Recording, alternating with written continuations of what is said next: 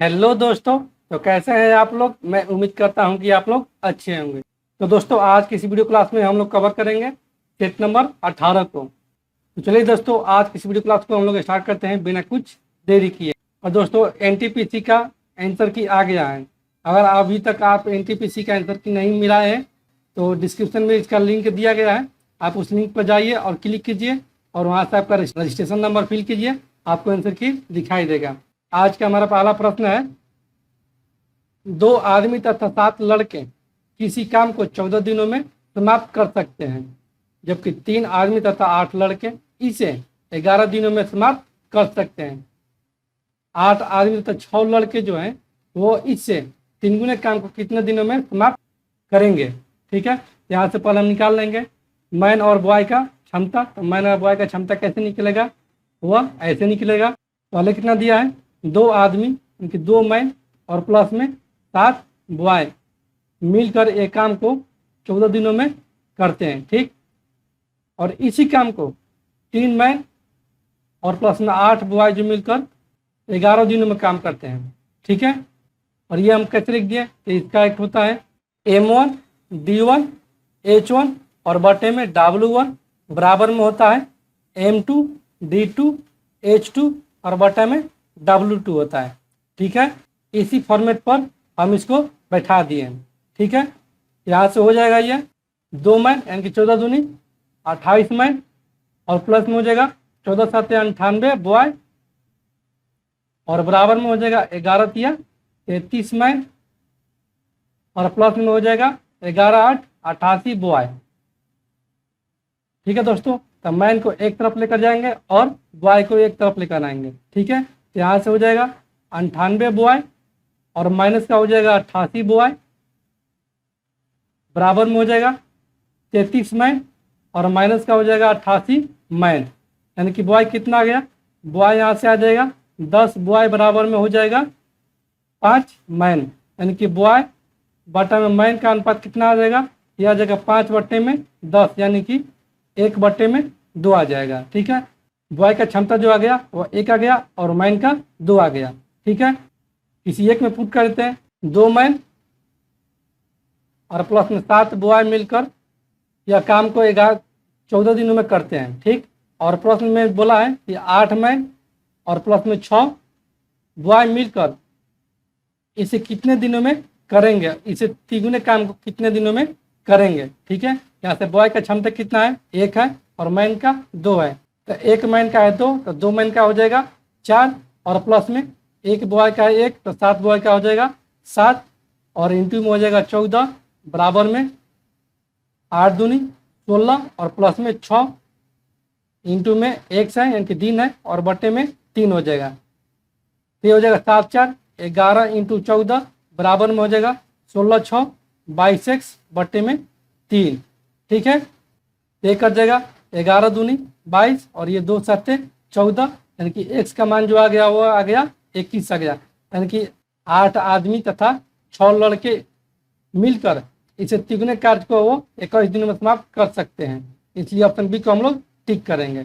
ठीक है दोस्तों, अगले प्रश्न की ओर बढ़ते हैं। अगला प्रश्न है, 2 संख्याओं का लसा जो है वह 30 है तथा मसा जो है वह 5 है। उनमें से एक संख्या 15 है तो दूसरी संख्या ज्ञात करें। तो दोस्तों इसका सूत्र होता है पहली संख्या गुण में दूसरी संख्या बराबर में होता है एलसीएम इंटू एचसीएफ।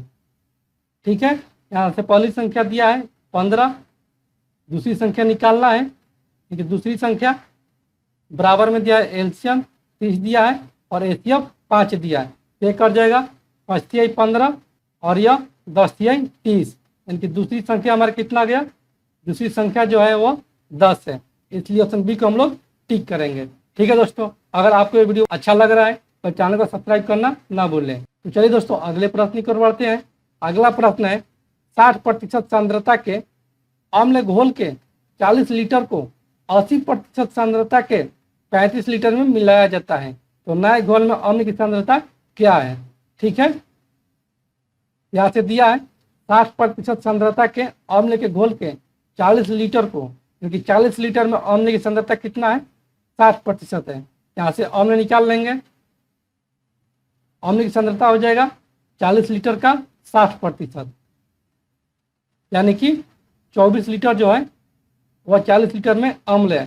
फिर आगे बोल रहा है कि 80% सांद्रता के 35 लीटर में मिलाया जाता है, यानी कि 35 लीटर में अम्ल की सांद्रता कितना है, 80% है।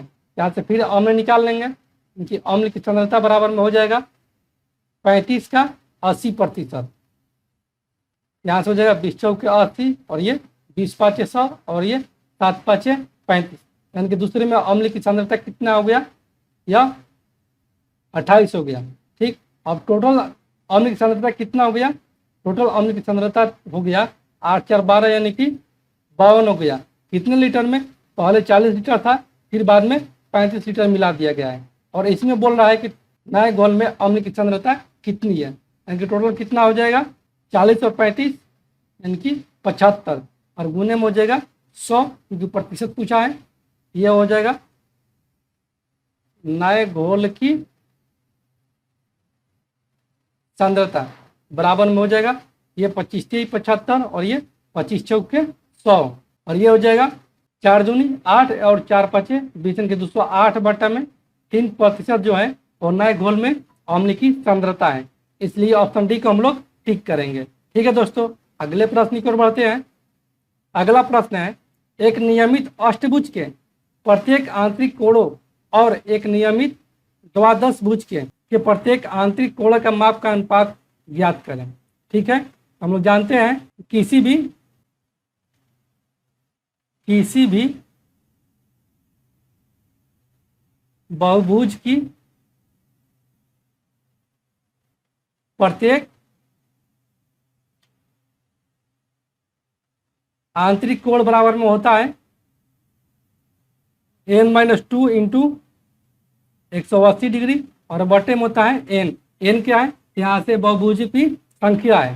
ठीक है, इसमें दिया है अष्टभुज के प्रत्येक आंतरिक, इनके भुजा की संख्या कितना है 8 है। यहाँ से हो जाएगा 8 माइनस में 2 इंटू में हो जाएगा 180 और बटे में हो जाएगा 8 और अनुपात में हो जाएगा द्वादश, यानी कि 12 माइनस में 2 इंटू में 180 और बट्टे में हो जाएगा 12। ये कट जाएगा 4 दूनी 8 और ये 4 तिहाई 12 और ये 180 से 180 कट गया, ये कितना हो जाएगा, ये 8 में से 2 जाएगा यानी कि 6 बट्टे में 2 अनुपात में हो जाएगा 12 में से 2 जाएगा यानी कि 10 बट्टे में 3 हो जाएगा। ये कट जाएगा 2 तिहाई 6 भागा में इधर रहेगा तो हो जाएगा गुना में, यानी कि 9 अनुपात 10 आ गया। इसलिए ऑप्शन डी को हम लोग टिक करेंगे। ठीक है दोस्तों, अगले प्रश्न की ओर बढ़ते हैं। अगला प्रश्न है, एक शंकु तथा एक गोले की त्रिज्या तथा आयतन दोनों आपस में बराबर हैं, तो गोले का व्यास तथा शंकु की ऊंचाई का अनुपात ज्ञात करें। यहाँ पर दिया त्रिज्या और आयतन बराबर हैं, शंकु का आयतन बराबर में है गोले का आयतन। ठीक है, और इनकी त्रिज्या भी आपस में बराबर है, तो शंकु का आयतन कितना होता है 1/3 पाई r स्क्वायर h होता है, और बराबर में गोले के आयतन यानी कि 4/3 पाई r q होता है। ठीक है, इन दोनों की त्रिज्या भी आपस में बराबर है। यहाँ से 3 से 3 कट जाएगा, यहाँ से पाई कट जाएगा, और यहाँ से r स्क्वायर है और ये r क्यू है, यहाँ से r स्क्वायर से r स्क्वायर कट जाएगा यानी कि बचेगा यहाँ से r केवल बचेगा। यहाँ से कितना आ जाएगा यानी कि h बराबर में आ गया 4r। ठीक है, यानी कि h बट्टे में r बराबर कितना आ जाएगा 4/1। यहाँ से पूछा है कि गोले का व्यास तथा शंकु की ऊंचाई ज्ञात करें, तो गोले की त्रिज्या कितना आ गया, यहाँ से गोले की त्रिज्या आ गया 1 या शंकु की त्रिज्या आ गया 1, दोनों आपस में बराबर हैं। यहाँ से व्यास कितना हो जाएगा, यहाँ से व्यास हो जाएगा 1 गुने में 2 यानी कि 2 हो जाएगा, और ऊंचाई कितना आया है 4 आया है। तो बोला है कि व्यास और ऊंचाई का अनुपात ज्ञात करें, यानी डी अनुपात एच। तो डी कितना निकाले हैं 2 निकाले हैं, एच कितना है 4 है यानी कि ये 4 हो जाएगा। यहाँ से आ जाएगा डी अनुपात एच बराबर में हो जाएगा 1/2, इसलिए ऑप्शन ए को हम लोग टिक करेंगे। ठीक है दोस्तों, तो अगले प्रश्न की ओर बढ़ते हैं। अगला प्रश्न है, यदि साइन थीटा प्लस में साइन स्क्वायर थीटा बराबर में 1 है तथा cos square theta plus cos के पावर 4 थीटा का मान क्या होगा। तो दोस्तों यहाँ से दिया है साइन थीटा और प्लस में साइन स्क्वायर थीटा का मान दिया है 1, यहाँ से हो जाएगा साइन थीटा बराबर में हो जाएगा 1 माइनस में साइन स्क्वायर थीटा, यहाँ से हो जाएगा साइन थीटा बराबर में कॉस स्क्वायर थीटा हो जाएगा। क्योंकि दोस्तों हम लोग जानते हैं कि साइन स्क्वायर थीटा और प्लस में कॉस स्क्वायर थीटा का मान 1 होता है। तो दोस्तों हम इसको कॉस स्क्वायर थीटा बराबर में लिख सकते हैं 1 माइनस में साइन स्क्वायर थीटा। ठीक है, ये आपको सूत्र याद होना चाहिए। यहाँ से कितना का मान है 1 माइनस साइन स्क्वायर थीटा, तो 1 माइनस साइन स्क्वायर थीटा का मान लिख दें यहाँ से कॉस स्क्वायर थीटा, यानी कॉस स्क्वायर थीटा बराबर में आ गया हमारा साइन थीटा। ठीक है, और प्रश्न में पूछा है कि कॉस स्क्वायर थीटा और प्लस में कॉस के पार 4 थीटा का मान ज्ञात करें। यहाँ से कॉस स्क्वायर थीटा का मान कितना है साइन थीटा है, यानी कि यहाँ से बढ़ देंगे साइन थीटा और प्लस में हो जाएगा यानी कि कॉस के पास 4 थीटा, यानी कि कॉस का स्क्वायर है, तो यहाँ भी साइन का स्क्वायर हो जाएगा, यानी कि साइन स्क्वायर थीटा यहाँ से भी हो जाएगा। तो इनका मान कितना दिया है 1 दिया है, कॉस स्क्वायर थीटा प्लस में कॉस के पास 4 थीटा का मान भी 1 हो जाएगा, इसलिए ऑप्शन ए को हम लोग टिक करेंगे। ठीक है दोस्तों, अगले प्रश्न की ओर बढ़ते हैं।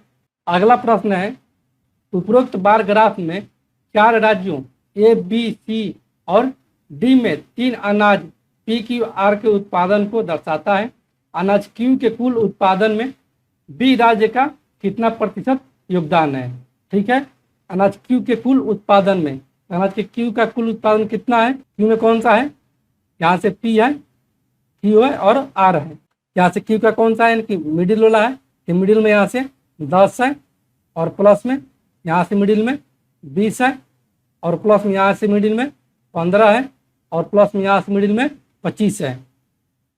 ये हो गया क्यू का कुल उत्पादन। तो क्यू का कुल उत्पादन कितना हो जाएगा 25 और 15 40 और 20 60 और 10 70, क्योंकि क्यू का कुल उत्पादन जो आ गया वह 70 आ गया, जिसमें कि बोल रहा है कि बी राज्य का कितना प्रतिशत योगदान है, यानी कि बी राज्य में क्यू का कितना उत्पादन है 20 है, यानी कि यही जो है प्रतिशत योगदान बराबर में हो जाएगा बी राज्य में कितना है 20 है और टोटल क्यू का उत्पादन कितना है 70 है और गुने में हो जाएगा 100।